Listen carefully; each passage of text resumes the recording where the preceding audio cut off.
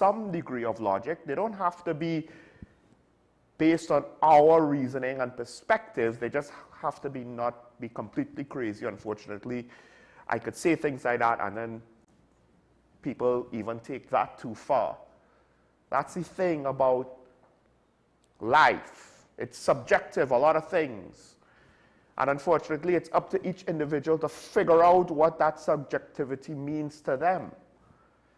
And we just have to ask people to spend more time and effort in crafting their opinions on somewhat subjective matters, because there will always be many perspectives. But what we need is not individuals being disconnected from our political reality, but making more demands upon it, because I will always say, for the most part, politicians respond to the voters. Boris Johnson had a party, and the public didn't like it, and he had to resign. The amount of alleged events that happened during COVID that may or may not have been officially or unofficially sanctioned by the powers that be will make that example of Boris Johnson and his one party look like chicken feed, chump change, insignificant probably in comparison, both in the quantity of allegations of such events happening as well as the scope or the size that those events allegedly happened. But of course, there are other controversies beyond that are way bigger than having a party, an office party during COVID. And yet that's what their voters demanded. Our voters, we could have 16 gates, right? 16 different gates we could have. It's almost like if we want to have a calendar, we want the water to just leak through, or in this case, political integrity. Because how many scandals could we attach the gate to it if we want it to be funny and silly? But what that implies is those gates can be opened, and then the integrity gets flushed right out with everything else. So I've started from as early as possible. And truth be told, one could argue it's just a continuation of some of the basic points that I like to touch on every now and then anyway. But we have an election coming up in a year. And I would hope that we as a population take it seriously from now, because unfortunately, I do believe that it will be very difficult. Let's just assume my oversimplified hypothesis of a political cartel. It's not as though I do believe that the UNC and the PNM have meetings to see how they're going to, continue to share power, act like a cartel, do price fixing on our politics, etc., etc. But we get something to the effect. So it's an analogy to understand what I believe to be the issue. And I don't think that the validity of the analogy will be corrected with the results of this next election. If it is, I'll be pleasantly surprised. Rather, I believe that any call to action now is not just looking at the next election, but down the line. Improvements are going to be incremental. They're going to seem insignificant in some cases, but they're necessary. You don't build Rome in a day. You don't diversify an economy the day after the oil finally runs out, when the oil and gas apparently might run out in 11 years. So we're on the clock for that, according to the Minister of Energy.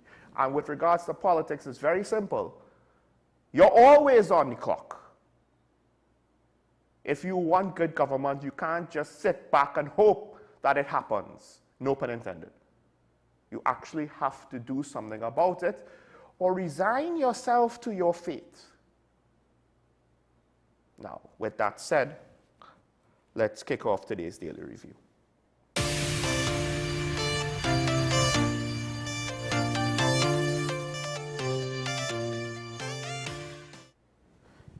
Now, of course, it was reported the police commissioner, she responded to some extent to her critics. We'll get commentary from that when my guest comes in later on in the show, Dr. Shane Mohammed. That said, another topic we will touch on, I will start the delivery on today, and that is with regards to the latest things that we have heard or seen from, well, about what I will now deem the audit gate situation, because we have gone, you know, whole hog into what I think is a political controversy. Because the response to the second pre-action protocol letter, where the lawyers for the Auditor General basically say, you know, you don't have a right to conduct a probe. Well, to some extent, some of it has been disputed by the legal representation for the Minister of Finance, who is not the Attorney General, so take that for what it is. But I find that the communications coming from the Ministers of Finance camp is trying to defend his position, and it's doing so poorly.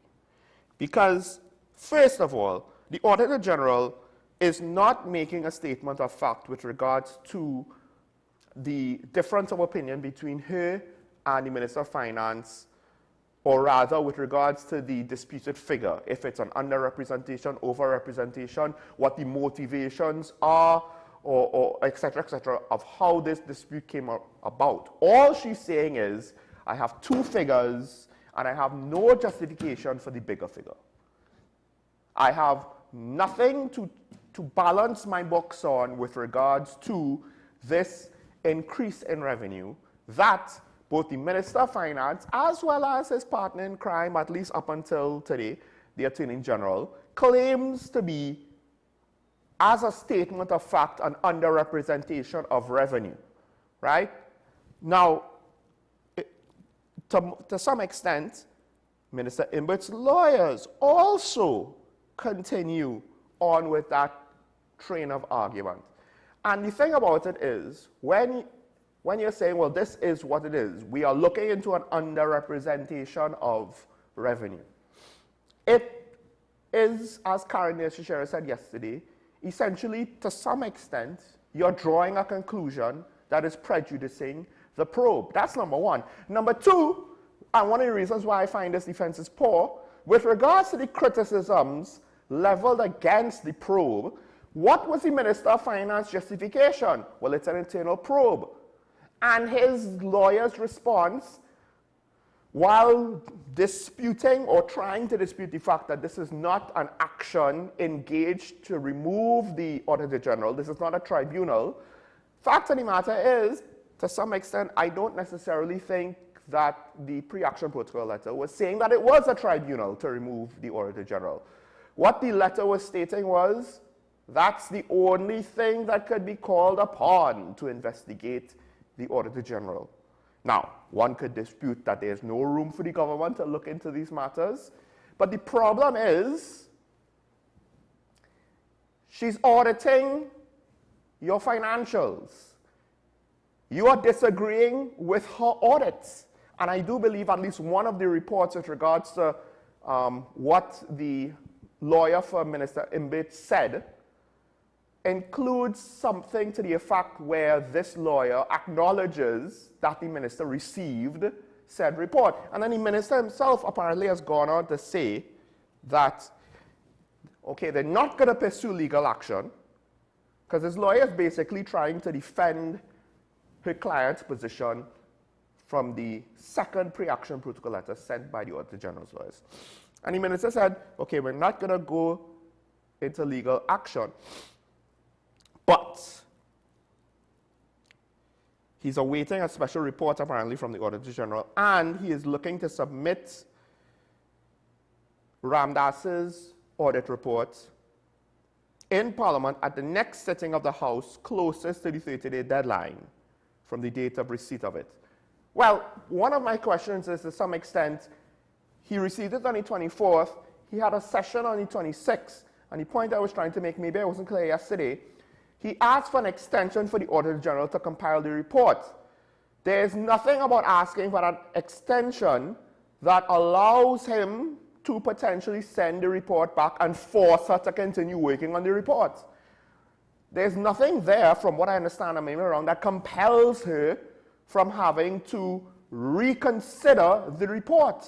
So for all intents and purposes, he has an extension, and it does not cover the fact that he did not, at the next sitting of Parliament, present the Auditor General's report, as I believe is necessary by law. It's within 30 days, and it also specifies at the next sitting of Parliament. Now, maybe there's something I'm missing, and, you know, so I don't claim to be the expert, the legal expert or the expert on these matters, but if I am correct, if what I have been told and what I have read is true, that he had a responsibility, not just a responsibility, but he was supposed to, by law, lay the report in Parliament, present it to Parliament, whatever the term is, on the next sitting of Parliament. That happened already on the 26th of April. And we don't necessarily have a good reason, at least I don't have one. You could correct me via phone call, you know, in the calling segment later, as to why it is legal for him to not put that report in Parliament at what was the next sitting. And I do have to wonder, to what extent now is this similar to the meritless situation? Again, we draw this comparison, where the minister is basically doing something that arguably can be considered, if taken to the court of law, potentially illegal. So it's very interesting that all of a sudden, the finance minister ain't going to sue the Auditor General, right? He's pulling up brakes on him taking matters to the court. That said, I do believe the Auditor General is looking to take the finance minister to court, so I don't know if he's going to successfully stay out of the courtroom. Also, it's curious, the Attorney General has stopped speaking on behalf of the senior government official that he gave legal advice to. Now it's someone from a private law chamber. Isn't that interesting? But again, they need to stop saying the underrepresentation of revenue is a statement of fact, as if that is the truth. When the fact of the matter is, the reason for this dispute is that very question of whether or not that is true.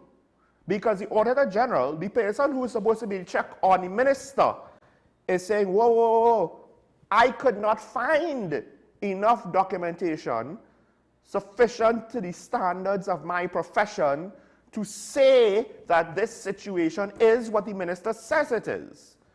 So if we're going to have a probe into it, how are you going to make one of two of the terms of reference for the probe include the assumption that it is an underrepresentation, and that in part the Auditor General underrepresented the financials of the country without due consideration? And then more importantly, there's still no actual defense with regards to how the minister could probe his auditor. In what world can you do that? In what world would that even be legal? If the private sector did something like this, that business would probably be raked across the coals. Investors will start to look at them funny, because in the long run, at least if, you know, they think in terms of long-term planning, they will say, ooh, that's a risk. I mean, we already see where banks look at NICWA and are like, nah, there's no risk there. We're going to double down on that. So I do have to wonder about the business acumen of some members of the private sector. But I will just close this point with this, and we'll get into this topic heavily with the guests later on. If the tables were turned, and it was Dr. Keith Christopher Rowley as leader of the opposition, and something like this was done by the UNC, I am very, very, very confident that Dr. Rowley would have a field day on this. A field day. That he will more or less be repeating everything that I said. And this is what I don't understand about our politicians. And this is why this situation is so important. It's not just with regards to this one audit. It's precedent set. Because the implications are, all of a sudden, if the Minister of Finance, whoever it may be, whatever their political stripes are, if they have a disagreement with the Auditor General, apparently now they are within their right not just to question it in a court of law, but to determine a probe in order to fact-find the situation where apparently, and to some former ministers of finance, they question what is his legal authority to even do so. If it's an internal probe, then all you could do in an internal probe is probe your ministry. And I don't believe the Auditor General, for all intents and purposes, counts as somewhat internal to your ministry under which you could exercise any sort of authority. So if the Auditor General wants to take this matter to court, I hope she does. I hope she follows up with that. And if she does, then I hope she does not cooperate with this quote-unquote internal probe, because that's a bad precedent to set. Because if this is allowed, then it'll be very funny if and when the UNC now get into a similar situation, what the probably then PNM opposition would say about it. I hope they don't reveal hypocrisy where at times it has already been displayed in similar matters. Rules for thee and not for me. All right, let's move on. A couple other things today before we welcome the guests. First of all, something that I didn't touch on yesterday, but I do think it at least begs to be considered. Senior Counsel Israel Khan, he has issues with the process of the appointment of senior counsel. And I believe that he has already, he has a court matter with regards to the process. And now, because the Attorney General has called on applicants, if my memory is correct, he is saying hold off on the matter. And I think now it's reported that he is even stating that he will take legal action to suspend it. He's not just asking now, he might actually take further legal action to suspend the current process for considering members of the legal profession to be awarded senior counsel status, so that the process could be challenged and before the courts. Because at the end of the day, and I believe there is at least some merit, that's why it should be considered, in part by the public, the process is too political. The process, being so political, has turned the senior counsel status into just that, a cheap status symbol that has probably far more meaning than it should, given how it is granted. But the perception of it at times is cheapened, given how it's granted. And there have been members of the legal profession whose senior counsel status has been questioned. And because of that, it cheapens all of the other individuals who, one could argue, earn that status by merit, because it comes with the capacity to charge more, etc., etc. It comes with different perks and benefits in the fraternity. I get it. It's an important deal. But it has become something of a political tool. In fact, let's not forget, this administration already has questions about it on their head, because the president giving her family members senior counsel status, they should have just let her predecessor do it. Yes, it's nice that she gets to do it, but it also looks like a conflict of interest. Again, that inconvenient term for this administration. And therein lies the problem.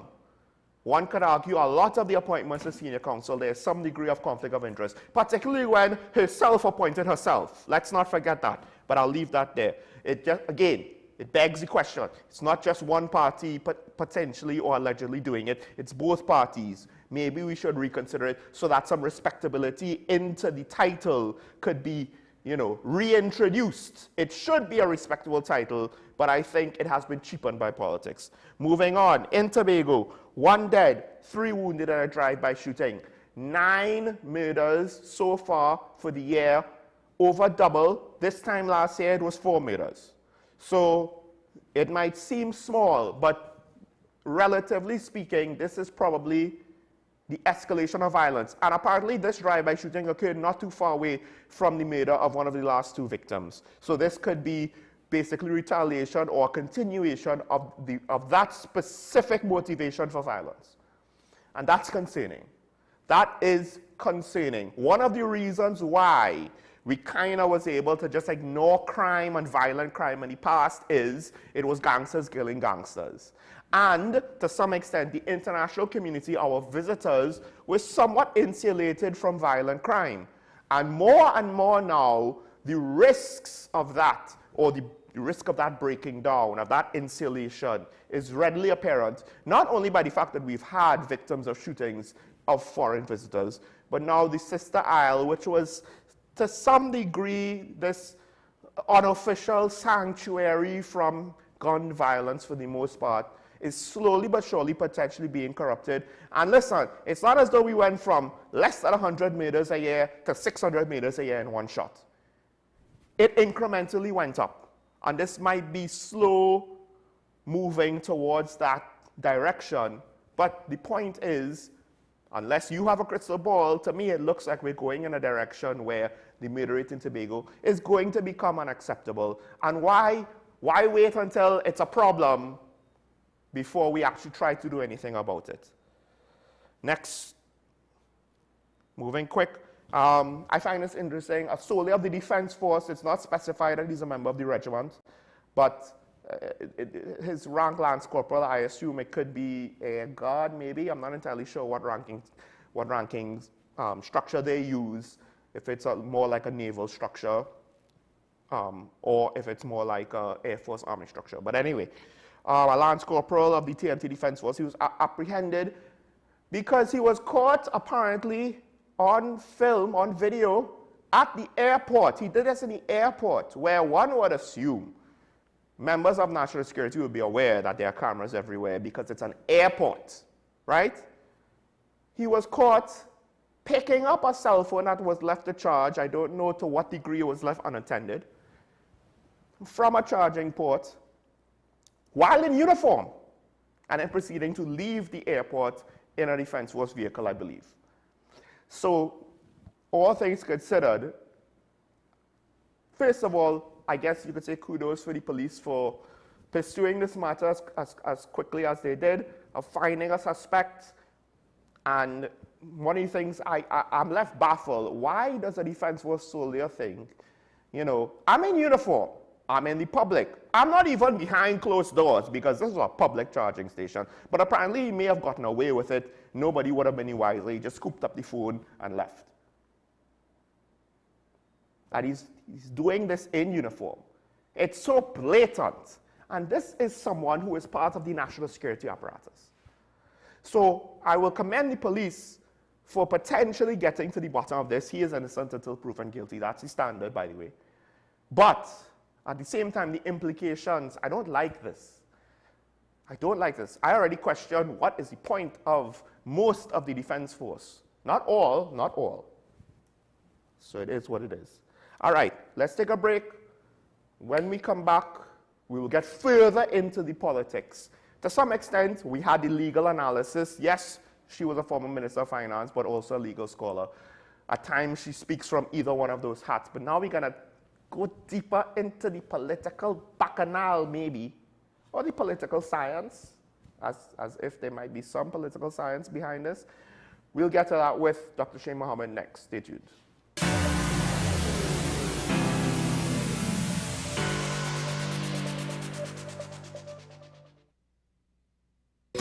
Take some time for yourself or spend some time with the family at Sandy Point Village Hotel. Enjoy our various studio and suite apartments, self-contained with their own kitchenettes and Wi-Fi. We also have our famous 100-foot swimming pool and our beachfront restaurant, the Steak and Lobster Grill. And our location in Crown Point puts us near the center of activity from the nylon pool to the local nightlife. Call us and make your reservations at 639-8533, 389-2378, or email us at sandypointvillagehotel@gmail.com. Coming soon to WESN. Pastor J, I want to get a tattoo. You really want to Respond to me how you would respond to me. The first question I'll ask is why? Controversial taboo topics. We get so consumed by church, we forget that we have to live the life of being a Christian outside of the Sunday. Like you say, services. we think going to a service makes us a Christian. Exactly. Yeah, right. So here we are about to hear the second time Pastor J wanted to take a tattoo. Would have been late last year and early this year. Oh gosh. Hope Unfiltered podcast with Pastor J and Ren. Coming soon to WESN.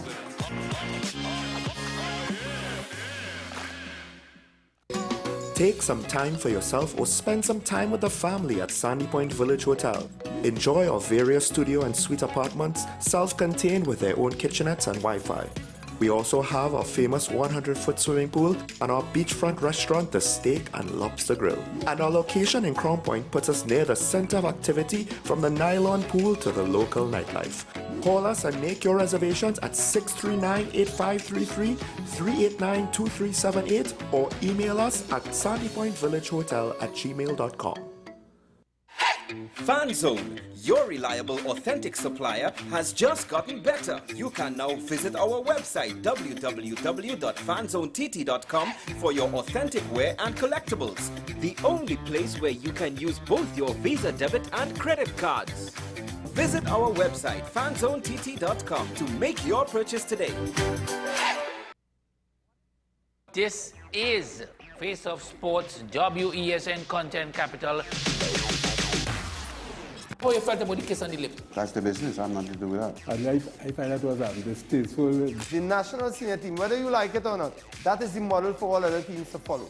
I'm assuming that the regional requirement may be a much stricter requirement. This is not about Pro League and Super League.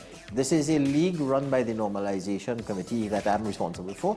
Nobody expected FIFA to fund this arrangement. If we don't get a professional attitude towards this, we are doomed for failure. You break your balance, trip the leg, control the body.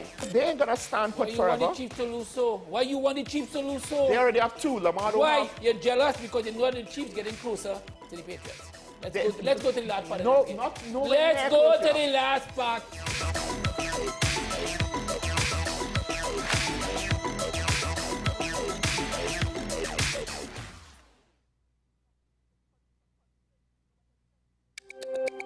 Every word, every line, every paragraph depicts a real moment in someone's life. A father, a sister, a mother, a brother. We at Newsday are dedicated to you, the people, and through independent, unwavering journalism, strive to always bring your stories to life. Because your stories are more than just words. Newsday, independent and credible.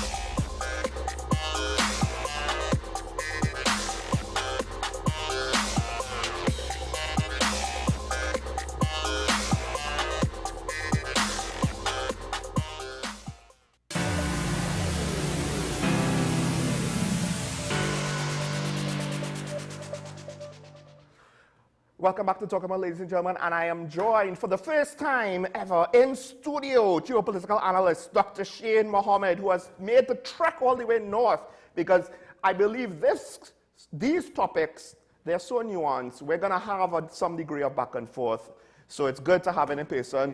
Thank you for joining me, Dr. Mohammed. Thank you so much. First thing I want to ask, this is actually just a technical matter before we actually get to any topics. Political science, formally speaking, is it the politics of governing a country? Is that all that political science encompasses? Or does that formal technical subject include the use of politicking to advance oneself, I guess? Because that's basically politics. That's the two definitions, right? No. So very few practicing politicians understands the theories of politics. That's to start with. And the theories of political science. That's one. And political science is just not the theories of politics. political science extends to public administration and international relations, because part of the political science study is international politics and public administration, which is the institutions of the state. Right, and of course now some of these things that we're going to get to is, you know, that's potentially at the heart of our public administration system. Correct. So the first thing I want to get into, I'm surprised no one has coined the term already, but Auditgate. Right? We have reached that point. Two public officials are having a big difference of opinion. And the thing about it is, unfortunately, I think what separates the two sides is two basic things. One, the Auditor General has not necessarily drawn conclusions on things like motivations or action. She's not saying that it is an overrepresentation to counter the claims of underrepresentation. She's just saying there's a discrepancy. I could not rectify this discrepancy, and based on best practices of my profession, not even just specific to her office, but from what my opinion, her profession, she can't just include it without any sort of justification, especially since it came after the date. So she's not necessarily drawing conclusions on the discrepancy itself, if you understand. So whereas the minister, he's drawing conclusions, he's having a probe with regards to saying, well, it's underrepresentation and everybody underrepresented. The Attorney General more or less used language to imply that that was more or less a done deal from the jump.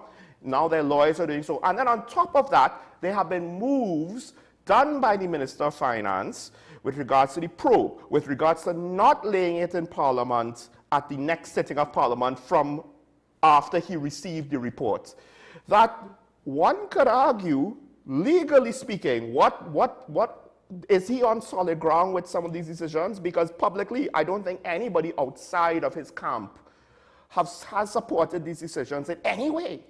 So when I looked at the sitting of the House when the Speaker called on the Minister to lay the report, and he refused to lay the report, and the opposition raised the question, and she stood up 3 times, and she said, she's called on the Minister to lay the report, and he didn't lay the report. That, for me, said that there was a huge gap in the standing orders and in the processes of parliamentary practice. And therefore, that's something that needs to be taken into consideration, because while it is, we could argue that the Speaker of the House is a political appointee, because the Speaker is appointed based on the majority of persons that goes to a vote, right? Yeah. It's not to say that they can't come to a consensus, which they have before, come to a consensus and agree on a particular person to sit as Speaker. That has happened with Hector McLean, right? The point is, though, is there's nothing, it seems, that the Speaker is empowered to do to hold the minister accountable for not laying the report. Despite the fact that it's said in the law, that's what he's supposed to do. Right? So that's the first thing.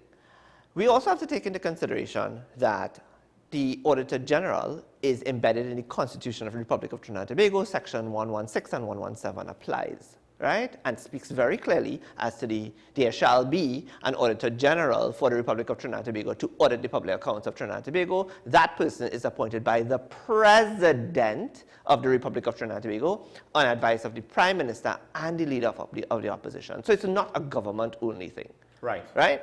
So if you have a difference of opinion, that's why you have the opposition coming in to say, well, we have concerns and we don't agree, right? Now, if you don't agree, I don't believe there's a power of veto on the Prime Minister's part. So there's 116 and 117 that very clearly outlines the roles and responsibilities of the Auditor General. Then it goes to following 136 of the Constitution, where she is, among other persons, designated as a special public officer, because the title of "the" in front of the position indicates a lot better, a lot more than the position itself. Right. So when you are "the" in the Republic of Trinidad and Tobago, as opposed to A, you are a big deal, right? The Auditor General's department is an independent office. Right. I think some people kind of is not entirely sure. It's not all spelled out in a lot of areas. And then the term department usually means you're under somebody. No. But she's not. She is the Auditor General, just like we have the Chief Medical Officer that falls as part of the Ministry of Finance, Ministry of Health, right? So the Auditor General has a responsibility to audit all public accounts in the Republic of Trinidad and Tobago from all state entities, all ministries. When you have a permanent secretary writing a memo to the Auditor General indicating, well, we kind of just found $2.8 billion and we want it pushed into and we have the statements to prove that it's legit. We want you to put it in the Auditor General's report. That can't happen. Right. It can't happen because nobody could just simply slip a statement to the Auditor General without the Auditor General's department going into the Ministry of Finance and doing their audit and going through the processes of auditing. You can't tell them. You can't we tell have them. The evidence. No, they have to double verify that. Yes, they have to verify that. But can't they even do it because it was after the deadline? This is one of the things. So that's the reason why the minister went wrong. That's why the Auditor General did indicate that there will be a supplemental report to account for what has not been accounted for, which is normal. Okay, there we go. So there are certain deadlines that must be met. One of it is that they wanted her, she said they had written her on the 15th, which is the deadline for them to submit all of the audits, right? And for them to start generating their audit to go before the Parliament by the 30th of April. If you follow the timelines, they literally keep to her late. And she has the prerogative to say, hold up, no, right?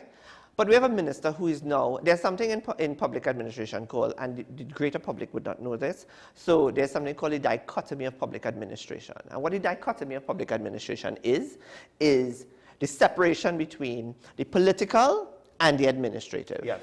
And it is a very clear line that if you, as a political entity, meaning the minister, seeks to overlap and cross that dichotomy, you are literally breaching the public service rules and regulations. Because we don't have separation of powers like how other countries do with executive and legislature that will provide certain checks and balances in the government. No. Our checks and balances, our separation of powers are these independent institutions that and it's very much not supposed to touch. The public service rules and regulations, they are in need of reform, but under Weber's bureaucracy, which we are operating. So we are in a hybrid system of Weber's bureaucracy, which we've taken from the Westminster Whitehall model. Right. But since 1991, we have introduced contract positions into the public sector because Weber's bureaucracy did not have specialized positions like audit. And when I talk about audit, I'm talking about audit within the ministries, each ministry having... Internal. Right. So things like communications and audit and all of those positions were not part of Weber's bureaucracy. And then came, under Christopher Hood in 1991, new public management, which was incorporated into the public sector by Gordon Draper. And that formed the basis for us to have contract positions, as is now. The problem with contract positions, which should not have been, and should have been considered then, but it's now a problem now, is that all contract positions must be signed off by the minister.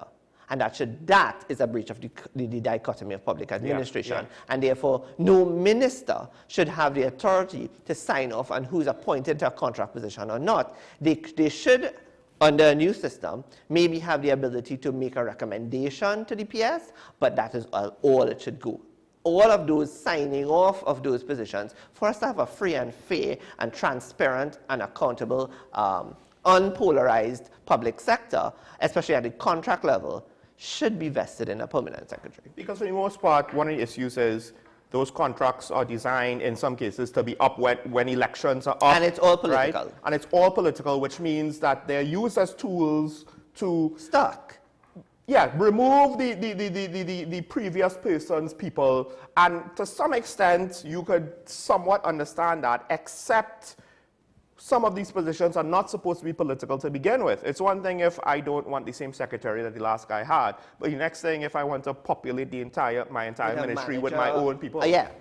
Right? And yes, I get it. The counter to that is it's difficult to remove public servants who are underperforming, but is this the way? There's a process for that. There's a process by which persons who are underperforming in the public service, there is a process for them to be disciplined. There is a process that they can be hauled before the Public Service Commission. There is a process for them to be disciplined.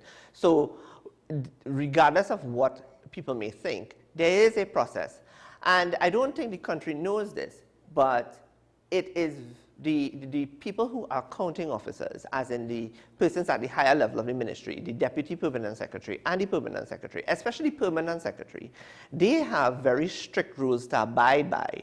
And if they can't account, and for some reason they become a friend of the political entity that is the minister, and for some reason are engaged in some level of misappropriation of funds, they are held accountable, and there are very strict rules which govern how they are treated with. It leads from suspension to frozen assets to being, it's a very, very strict process. Yeah, like suspension and maybe termination is one thing. Frozen assets is that's a whole next level. Yes. But back to this specific situation, like now politically speaking, the fallout of this, because in my mind, this could very well descend into a constitutional crisis. Right, because to me this is, okay, the opposition not being there for the vote, to me, that's not the big deal. The big deal is, right, as what they try to make out, we could have toppled the government with that. No, that's not what you could topple the government with. What you topple the government is trying to dictate the Auditor General well, what they said the is situation that it was 1919, and where there's 1919, the speakers are cast and vote. Where do you think the speaker would vote? Exactly. That was my first thought, because we saw that happen in the Senate not too long ago. But then the other thing is, so they couldn't have told one of the absent MPs to get their butt into the Red House? Well, you see... You know, like what the PNM has more than 19, right? Yeah. If they're all there, they couldn't say, hey, number 20. and the thing about, the thing about it is, during that period, a few ministers were out of the country. Ah, okay. Okay. Again, this is one of the reasons why I don't like the executive being part of the legislature, but that's besides the point. So, all right. The fallout of this, like I said, this to me seems to be a little bit more serious than some of the other things that we've seen before. Because am I right when I say that it's not just about this Auditor General and doing her job and this one set of public accounts?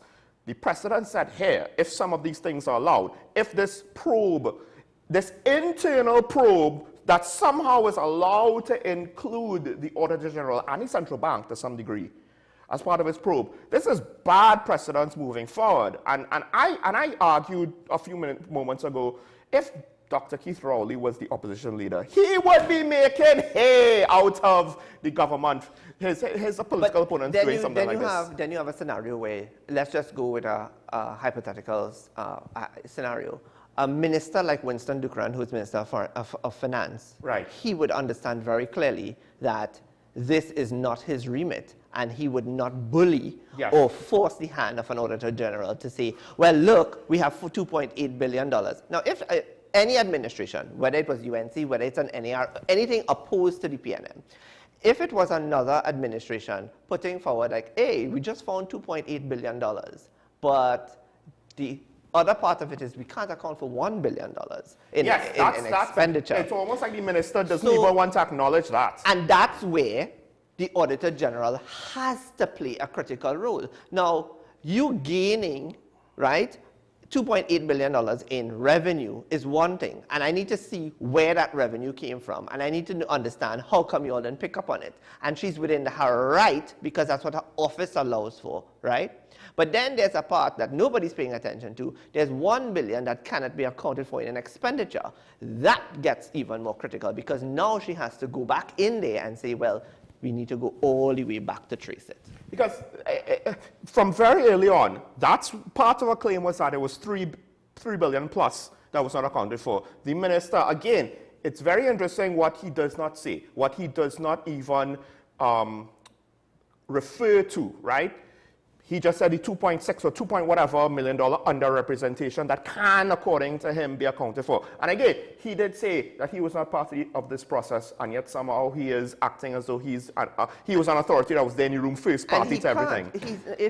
Ministers are not authorities on these matters. There are certain things that ministers need to stay out of, and they take advice. So, for example, during COVID, the authority on COVID was the chief medical officer. And therefore, in his judgment, he had to go on best practices.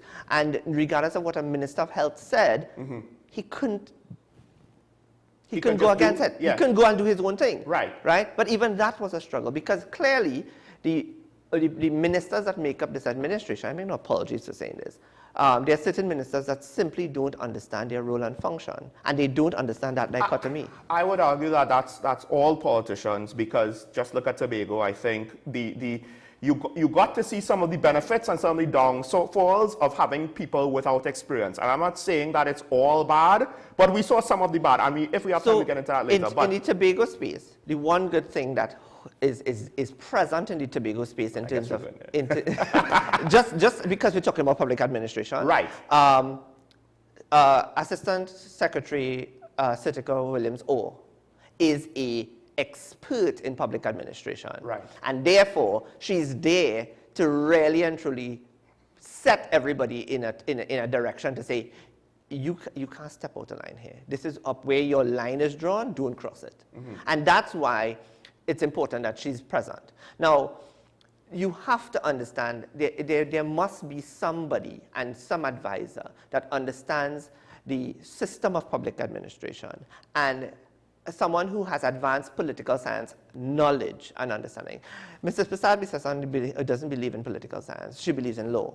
But it's not all about law, because our system requires people to have extensive knowledge on the operations of the public sector. And in fact, you've already pointed out that apparently there are gaps in the law with regards to some of this very matter. People need to just go through. The thing about it, one of the things that our public administration structure doesn't allow is those that are in the know cannot speak. Right. Because they don't get involved in a fracas.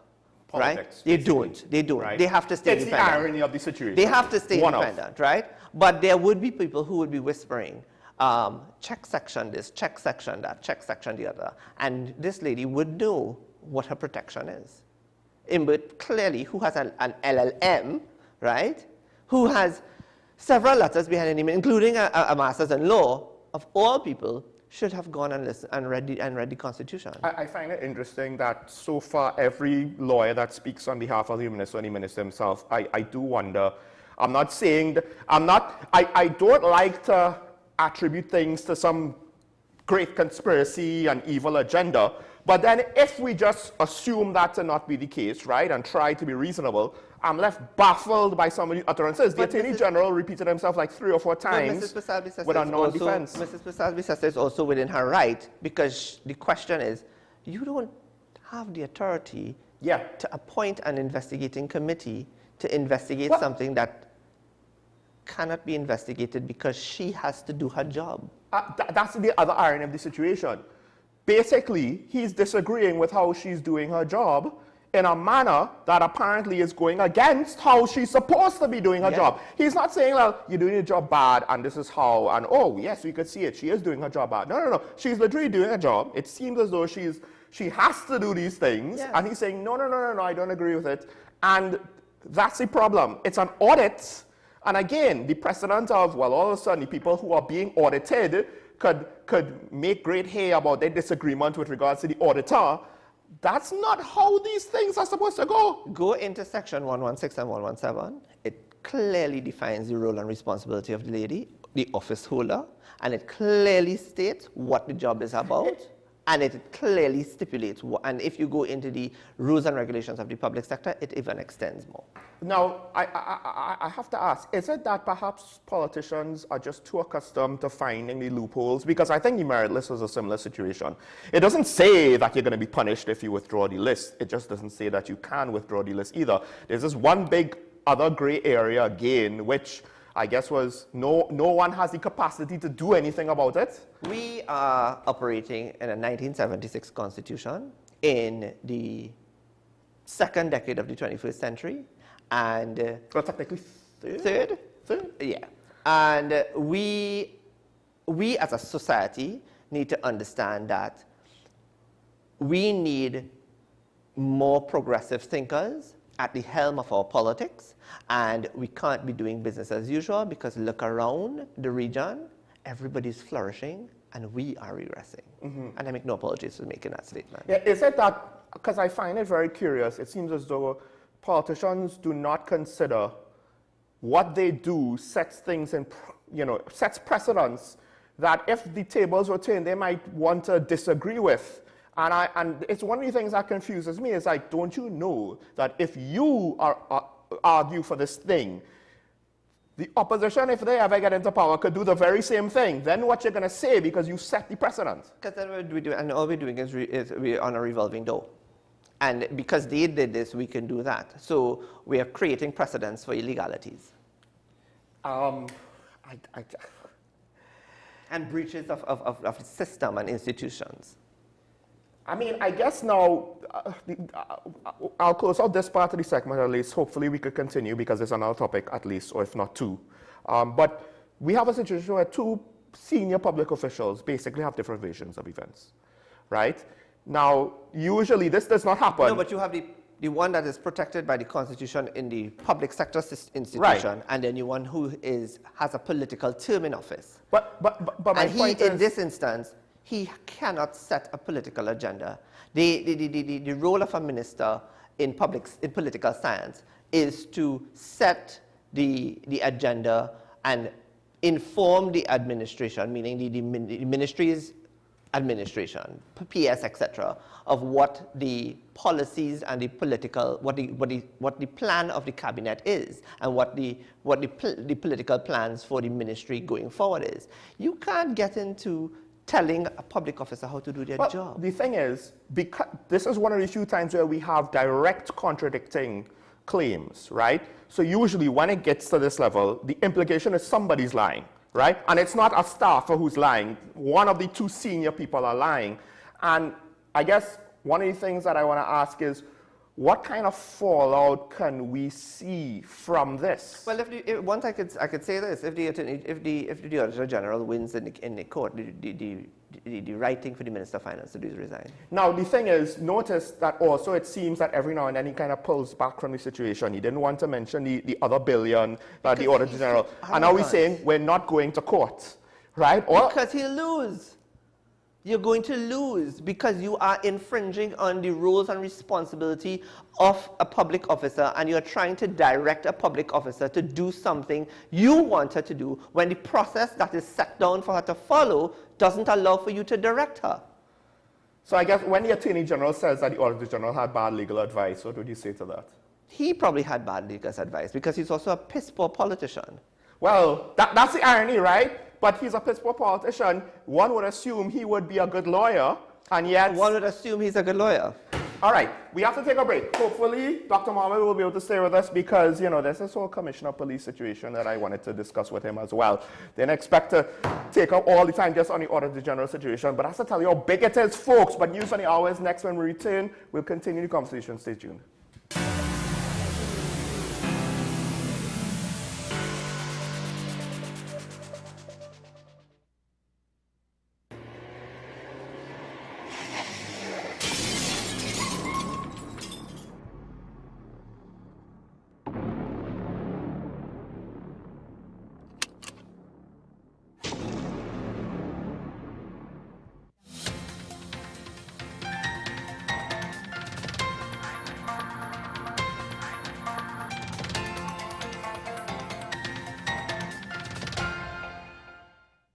Here is your WESN News on the Hour. I am Sira Ali. Thanks for joining us. Here are the headlines. Commissioner of Police says she has laid a solid foundation in her first year in office. Tutor all for migrant children being incorporated in primary schools. 2 men were shot dead by police in St. Augustine on Wednesday morning. And internationally, Slovak Prime Minister shot a number of times in an assassination attempt. Now for the details. Commissioner of Police Early Haywood Christopher said she has laid a solid foundation in her first year in office that has already begun to yield results. In a release on Wednesday afternoon, she said she viewed her extension as Commissioner of Police as a continuation of her lifelong service to protect and serve with pride. 62-year-old Haywood Christopher's contract was approved by Cabinet on May 13th, despite criticism from the wider population as the murder rate continues to spiral and gang violence spreads. She said her service as Commissioner of Police is based on her commitment to the realization of the vision of the TTPS to make every place in TNT safe. President of the TNT Unified Teachers Association, Martin Lumpkin, said the decision to place 200 Venezuelan migrant children within local primary schools was the right one, and the union has no objections, but is concerned about the allocation of resources. Trinidad and Tobago, that is signatory to the United Nations Rights of the Child, which includes schooling, having education. So in that concept, we have no objection as well. And Tutor always believes that children, no matter what your background, should be allowed schooling. More than likely, and we are saying more than likely, these children would require the school feeding program, breakfast and lunch. Would that resources be available to them? How would it affect and their dietary differences as well? So we have been given the assurance by the Catholic Board. Ms. Mongery said that they did the necessary research. They would have consulted the principals of the schools who are willing to, and they have assured us that no local student will be misplaced or denied the opportunity. 2 men were shot dead by police in St. Augustine on Wednesday morning. Officers of the Homicide Bureau of Investigations went to a house along Dookie Singh Street around 9 a.m.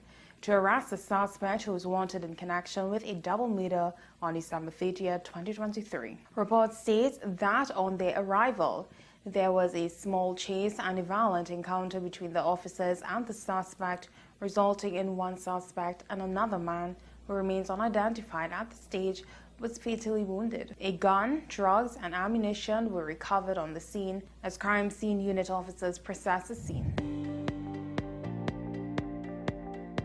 In international news, Slovak Prime Minister Robert Fico has been shot a number of times in what officials are calling an assassination attempt.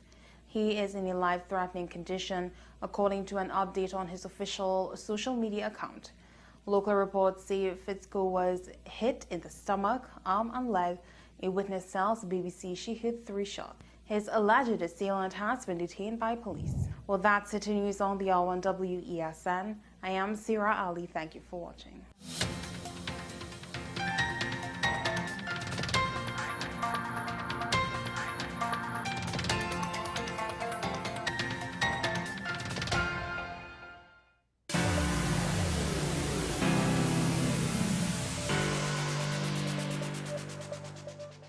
Welcome back to Talking Point. We're not opening up the phone lines just yet. We're continuing the conversation because there's another issue that I wanted to speak to the political analyst known as Dr. Shea Mohammed about, and that is with regards to a little-known public servant who has a minor role with regards to an insignificant portfolio, that isn't of public interest whatsoever. So, it was fine. She was extended again. I believe this is the second extension, of which might be ultimately 3 extensions that she could receive, or is this the final one? I think that's it. This is it? Right. So, and I think most of the population not wearing a balise, and even then, some that are wearing a balise, saw that news and said, why? Even members of the public who's wearing a badge. Yeah, I will not say if I agree or disagree with that, but I will not necessarily doubt that that's true. The commissioner has been extended. We don't know why, because we don't know what the metrics are. I found it very interesting, the Minister of National Security. Basically, the most generous interpretation of his defense of the situation is to throw the Police Service Commission on the bus. To say, they gave her a good grade, right? That's not an explanation. That's just passing the buck to them. We don't see it. The numbers don't show it. What do you think they might be thinking? The Police Service Commission? Well, both them and the government, because it's Cabinet that did the extension. Well, the thing about it is, I wonder if it is that they're giving themselves a year to find another Commissioner of Police. But from those that I teach, and those that I knew from who are holding a badge as part of the service, they're very demotivated. It's a very demotivated force that we're working with, right? And one of the things that they may hate the name, but Gary Griffith was able to do was to motivate the police force and lead from the front. Whether it was actually true or not, people believed in him. And even his own officers believed in him, right? I just want to interject. The one bright spark on the service that seems to be immune from the nonsense, the Special Victims Unit, that seems to be getting us results, who kind of started that ball rolling? Yeah, right? So I think this government is all about maintaining status quos. Yes. And this government has proven itself time and time again. Unfortunately, I would say there are only a few good men within the government. In all governments, there are a few good men. And they end up being collateral damage in the end. And they are binded by collective ministerial responsibility. So they may have cussed each other, and they may have, discussed in cabinet and say this is preposterous, and they would have gotten overruled by a majority and says, well, we need time to find a new. So because there was an advertisement that went out. Yeah, but how late was that? It was late. Because the deadline was exactly. third. It was really late, right? So it's like, who's going to take 10 days or so to choose another police commissioner? Right. So I think one of the things that they've done is they've given themselves a year to find a proper replacement. One of my callers said this yesterday. He was like, shouldn't they have done this from the moment they extended her a year ago, basically? Yeah. And the country is becoming more and more frustrated because safety and security is more important than our cost of living at this stage. Right. And people just want to be able to live to see another day and to be able to enjoy the leisures of Trinidad and Tobago in an after-work line without having to look over their back. And I don't think those that are in authority realize that the security that they enjoy and are protected by, they seem to realize. So there was something I read last night that says people who don't understand power should not be in power. And that is a very true thing, because there's also the saying in politics, power corrupts and absolute power corrupts absolutely. But people, the laymen out there, think that when we talk about power corrupts, we believe they automatically align, because it's been the norm here that the corrupt in power means financially, but power corrupts persons, their personality. It creates hubris. It creates offices of grandeur. It boosts people's ego. It creates them into megalomaniacs.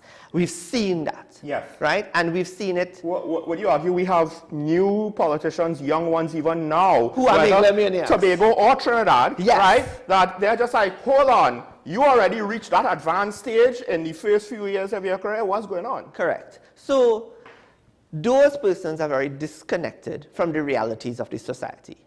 And someone asked me as well, what is my take on how the country would vote going into 2025? And the country is suffering from serious voter apathy. And if the local government election of 2023 didn't indicate that to those leaders of the major political parties, then they need to wheel and come again.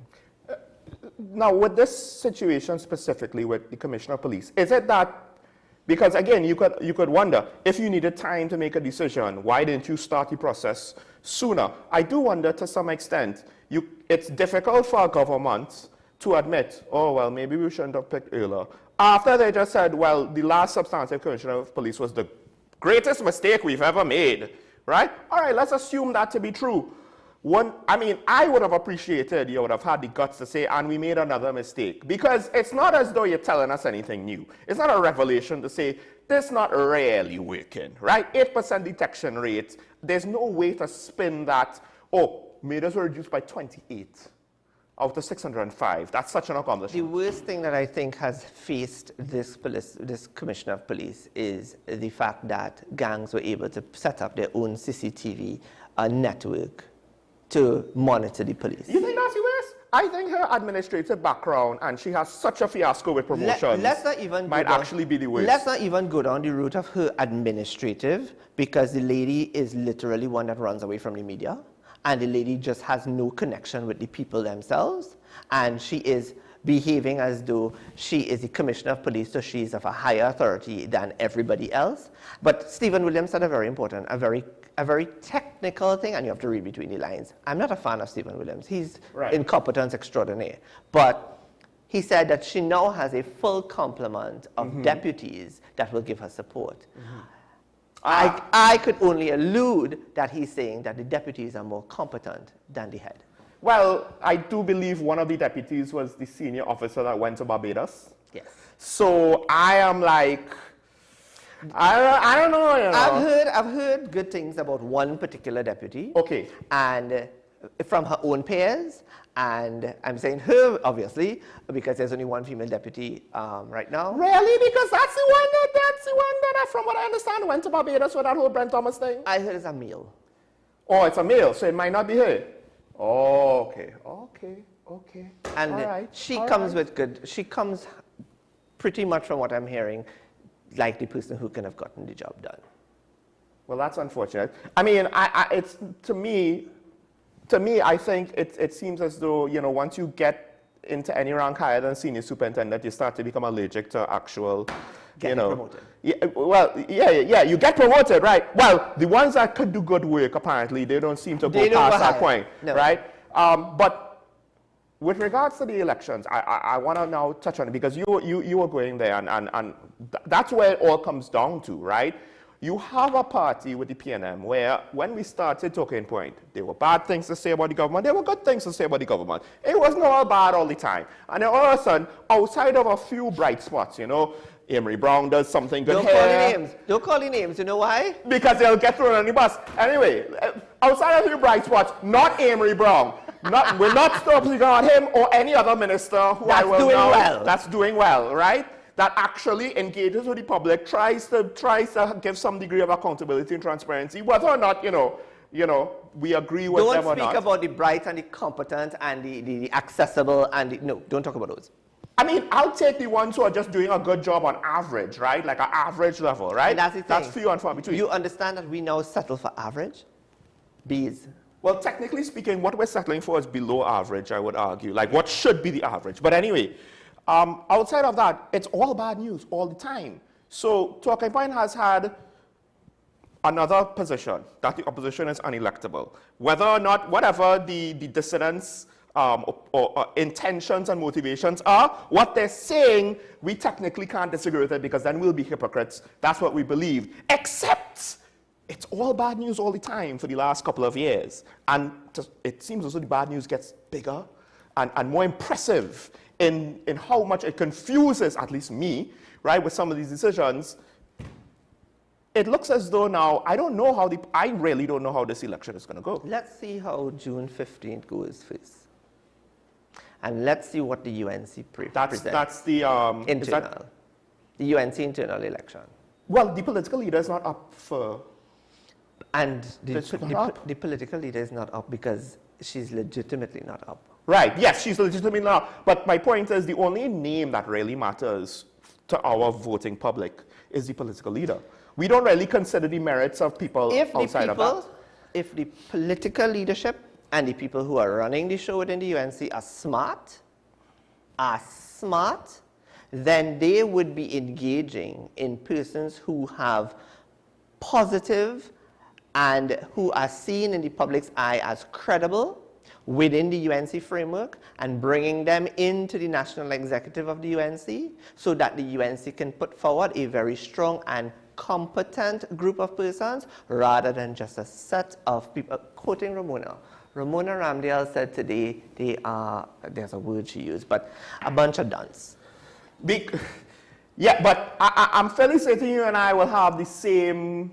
Names to call? No, I don't know if we'll have the same names, but I will say this. You and I both will have the same conclusion. We don't expect that to happen. No.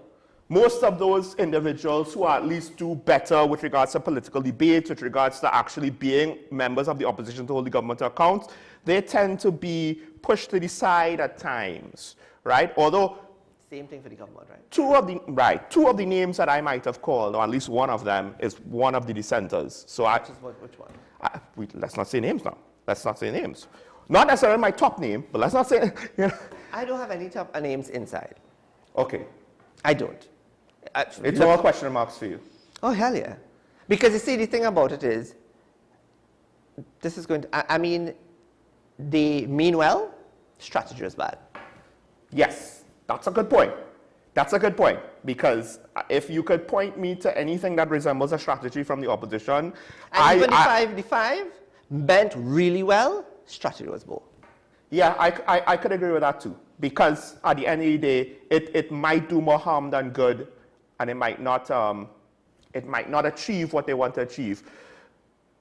I thought of this in 2020, and I guess I was naive. The two parties are the weakest they've ever been, and I think I said this to you last time. Now it's been just under a month, and so much has happened. So why don't we... Is the country ready for a third party? Yes, I was getting to that point. Yes, I was getting to that point. Yes, the country is ready for really? Because No, hold on. Vote for one last time. Hold on. I didn't say that the third parties that exist are the answer. Right, so I think you alluded to maybe an amalgamation. Something different, something new, something completely... How extreme does it have to be?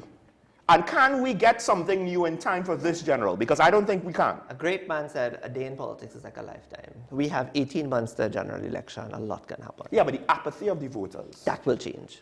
Will it? Because the major political parties, including the third parties, are only appealing to a certain section of society, and they're not appealing to a different section of society who are more powerful. Which is? I wouldn't go all. I'm not giving lessons to these. It's not your job to tell people how to be better. It's my job to teach, but I'm not teaching politicians. It's my job to tell people how to do better at their job, damn it. All right. Can you stay for calls? I can. You can't stay for calls. All right, so we don't have to take a break. Do we have calls? That's the next thing. I know this is late, so this usually means that we might not get any calls because people might think that we're not going to have a call in this segment. But we will open up the phone lines. Meanwhile, we can't continue conversation if you don't call in. But they were just certain things I wanted to get out today because I guess while we wait, if we're going to get calls at this late stage, we are opening up late. I want to say one of the things I've been doing more openly and directly, but I've been doing this more or less for the last 3 years, is calling people to be more involved because you seem to think that the electorate is ready now to be proactive for change. I'm not so sure. How important is it, even if we don't see change in this election, how important is it for people to understand they need to become more involved if they want to actually see people are only going to get involved when they see people that they can identify with and be more relatable to. But and if they don't see those people, they're not going to vote. Is that just all? Is it just all about relatability? Yeah, because they need to see people that are going to be speaking their language and is going to be seeking their interests and be talking about the things that are more that matter to them the most. Because I would argue that the current crop of politicians at times have successfully, they've expired. All right. Well, I want to get further down, but we are fan on the line. Good morning, caller. You're on the air. Morning, Sean. Morning. Morning, Dr. Mohammed. Morning. This question is for Dr. Mohammed. Dr. Mohammed, you said something earlier in your discourse. You said you're talking about precedents, and you said precedents. I can't remember exactly, but it sometimes it leads to illegality, or the practice of illegality. Is it this is what we are seeing? Because what is with the Auditor General issue? Because what it seems to be is that this, and if you listen to, there were certain political commentators who were in government previously that spoke to it, and it seems as if there has always been an issue, these underlying things, where there's some sort of compromise. However, the compromise, as you were saying, it became so routine that the minister is behaving as if you should do what, because this is the norm. And that is where I think the genesis of this whole thing is that it has become the norm for politicians to get stuff done because they are the ones in power, and the what you call it, the head of these issues, like the public service, what do you call them, the head of the ministries, the permanent secretaries, just capitulate to the whims and fancies of, you saw it with Jack Warner when he was there and how he operated. I knew a PS who was moved to one of those lesser ministries because she had stood up to Mr. Warner. So this is where I think this is the genesis of this issue. That's my comment, Sean. Have a good day. Thank you, caller. So you see, the thing about it is, a lot of people can simply just talk about the law. But the law is not all that has to be spoken about in this instant. Yeah. The whole ideal of public administration and how the dichotomy of public administration works is also a very critical aspect in putting the minister in his place. And if people understand that it's not only about law, the law is there, but also the practice of public administration is also part of the law. Right. It's also part of the institution and also part of the structure. So therefore, I have been saying that we are in dire need of public sector reform. We are in dire need of constitutional reform. I don't believe that the current people who make up the Constitutional Reform Committee are capable of taking us across the threshold of what new constitutional reform is supposed to look like, because those persons don't represent people like you and me. Where are the millennials? Where are the new age people? Well, is it that we only believe that the people who are gray-haired are experienced? The thing is, I thought you were going to go with the fact that it's hard to see people with political appointments now, however you want to sugarcoat it or define it, right?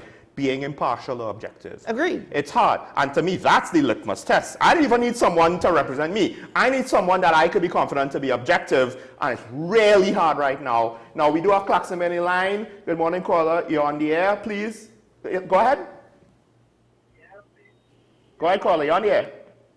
Yeah. Morning to both of you. Morning. Sean, you never answered my question yesterday. But anyway. Yesterday. Okay, go ahead, caller. The situation is that two things. One of the things you say this morning is that you say one out of the two people, the two big people, they are lying. That is the Minister of Finance and right? And right, you say that one out of two of them is lying, right? And that is a fair thing, right? We all need to know which one of them. Yes. But the next thing to the doctor there, he was saying that if we could get some of the people to change, I want him to see if he could get Indian people to change the thinking and the way so that we could get a third party. I want to see if that could happen. All right, because caller. the appetite has always changed. Thank you. Thank you, caller. I'll answer him. I would just say this. I was hoping for the PDP because then it would have been a different dimension to that question, but we also happened there, right? We also happened there. I'll answer him. Quick, we have a caller waiting. The answer is simply that we are looking into one direction only, and we are not looking at other things and other aspects, and it's not just about one race, it's about two races. But I would add another direct dimension to this, because I'm not teaching politicians here. Generations. That's true. That's fair. That is fair. Although I did signal the two before you said it, but I think even that and all, it kind of, there's other races as well. We can't talk about the two. It's not about the two. Yeah. We have to talk about the generations. And what we need to apply here in this country is that there are different generations that are more relevant than the ones that we are pandering to now. I hate to say this, but too many of the younger generations are following in the footsteps of what got us here. And that's a small group. There's a large catchment That is area. true. That is true. We have a lot of young professionals who are completely disconnected, unfortunately. We have St. James on the line. Good morning, caller. Yes, good morning. Morning. Yeah, morning. I'm trying to I probably lost something in all this election mode situation. Gary Griffith has declared his running on in the East there. Yes. But you have same Gary Griffith party and the UNC trying to get into some situation where they agree on certain things. You know, the problem is how could he or his how could he, you know, announce that when they're trying to get into an amalgamation and the UNC has opened and it's closed now the submissions for all seats, including the seat that he's going up for. What do you think? How that would that be settled? It's interesting to know this. So to answer your caller, I don't believe that there are persons within the framework of the United National Congress that is going to allow for an amalgamation with the NTA going forward. And I think that is dead in the water unless Mr. Warner says he can wave a magic wand and make it happen. I believe that there are persons who are within the structure of the UNC that is determined to make sure that this does not happen because they don't see it as a vital because they don't see it as vital. No. As opposed to because they see it as a detriment. They see it as not even something that they should even explore.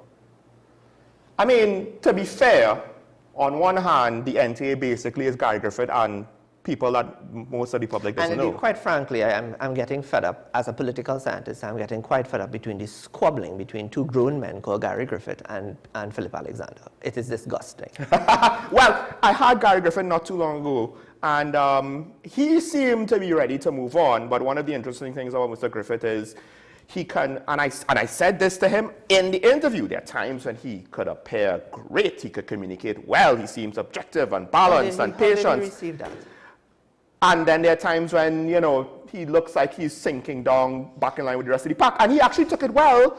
And, you know, he was going so well, and he didn't have anything bad to say about Mr. Alexander. Then a caller called in, and then he got very defensive. Very defensive. And that's the thing. And no matter how much I speak to Gary ever so often, he doesn't take advice.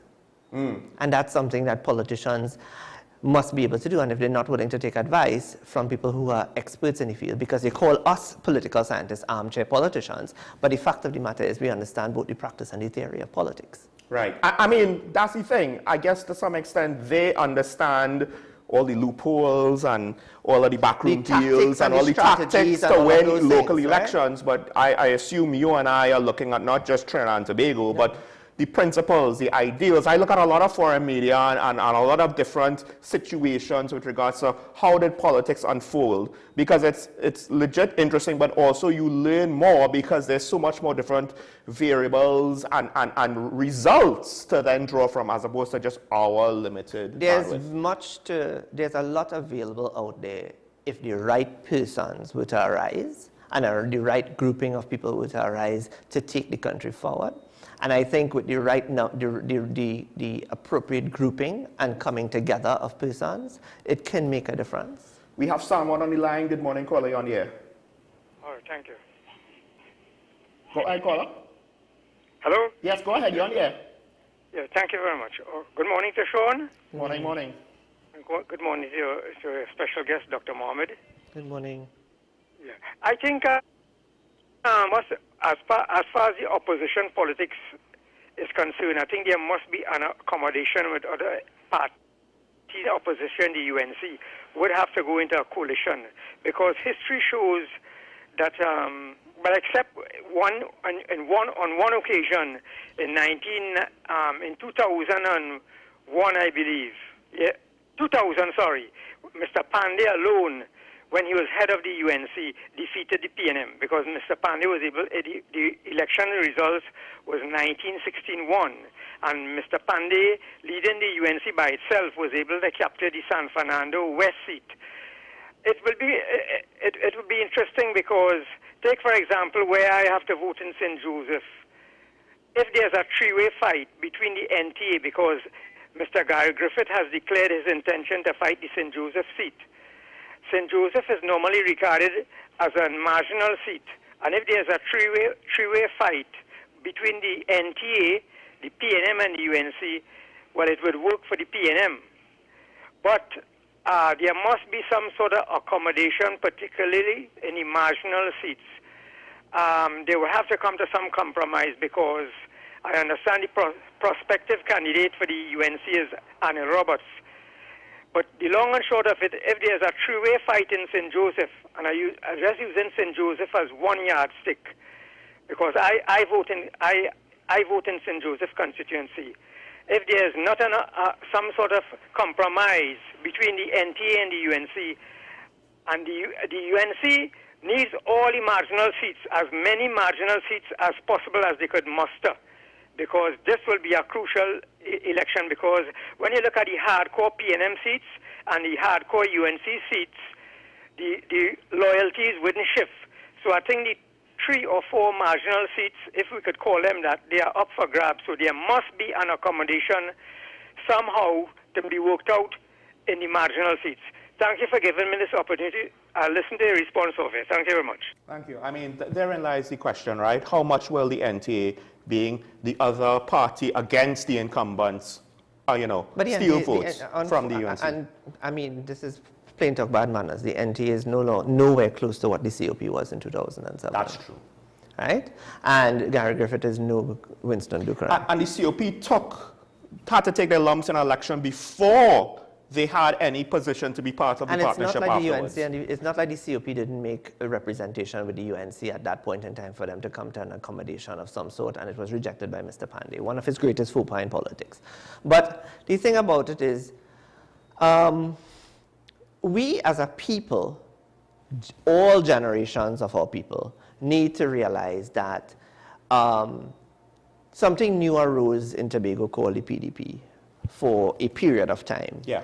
And it came out with fresh faces, brand new people, yes. And it was able to do something magnanimous, right? Tobago is a very unique society. And they, as fast as they vote you in confidently, they will vote you out confidently, right? In the Bahamas, for example, since 1997 to now, they have changed governments every 5 years because their people has not, when they have not been satisfied with you, they have shipped you out and they've said no thank you. In El Salvador, the youngest president in El Salvador was part of the establishment. He was part of one of the major political parties. And yes. He said, enough is enough. I had enough of this.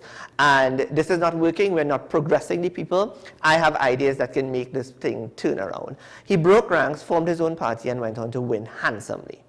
Look at young Dickon Mitchell in Grenada. He's 38 years old. He was able to also break a mold.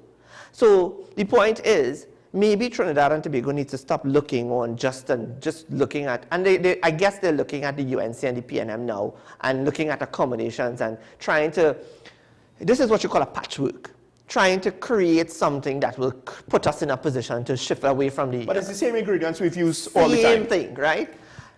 And those that are attempting to become third parties are not showing real promise. Enough. And I think the population needs to just wait. As I said, the 15th of June. You see, I understand that, but then now the election will wait until the 15th of June. That's what you're saying? Let's see what the 15th of June brings with regard to the UNC and see what they look like in a quote-unquote new dispensation, and whether they're able to incorporate new people and some competent people that are sitting on the fringes. I won't call names, but I think people will interpret who I'm talking about.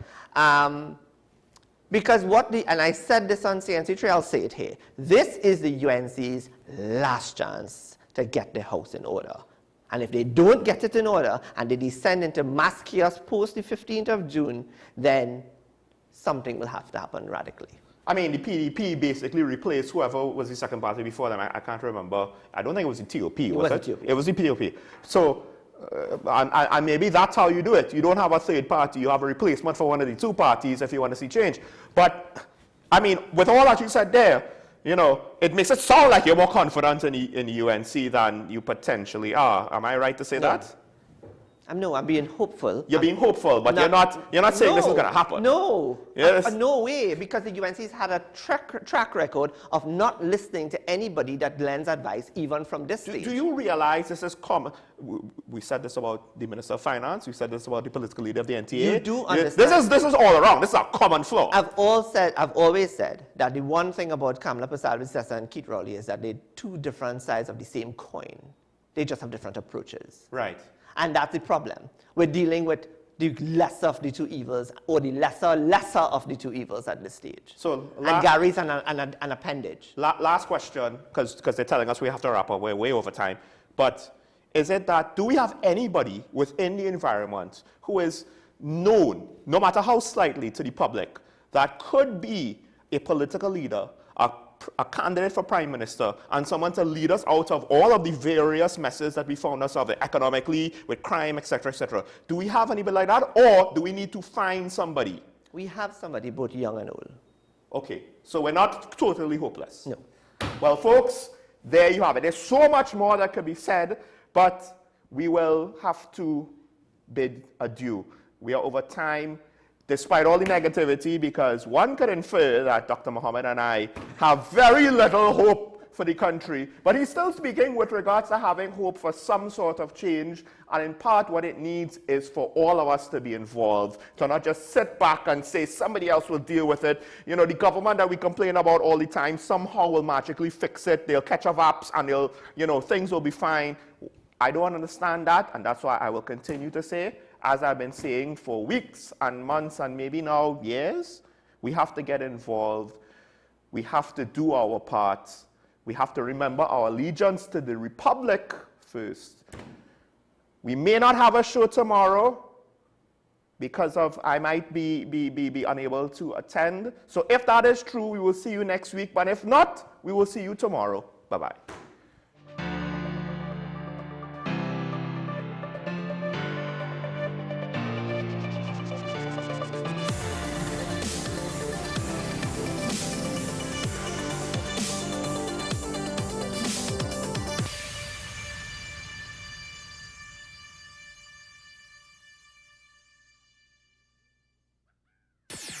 W